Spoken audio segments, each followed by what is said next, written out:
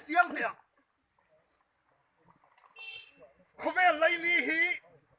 kan u nau zudaten an lo zong na sa em to World Zionist Organization chuan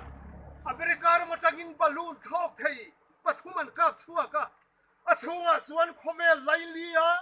an u nau nambo kirve to lo tur te chumi chu ramata turani atlak na leilunga tlaka chuan rang takan nena report turina chunga balloon chunga lekha an lo ziak to ti chuan ser sip da ya te khita Manipur empai tlang dunga te lo ka to in helai ser sip da ka phei chu minop tu British nena angai dan helwan kal puita an siara kha baluna le kha putu kha lo banatana chi be khat lai po op tu kha lo pe to ni chu soi du kan nei oma chu voni han kan u nau zu date fam pa hu zo lali so krista li lu no kala lunga na nei tak lu wa nga an pat hian ron pe ma an nam a thak tak bo ka wangin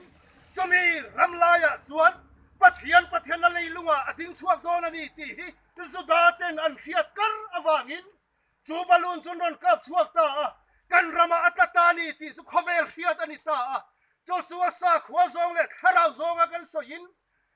kan una khoi na rammi ten an min oi pui thei silo wangin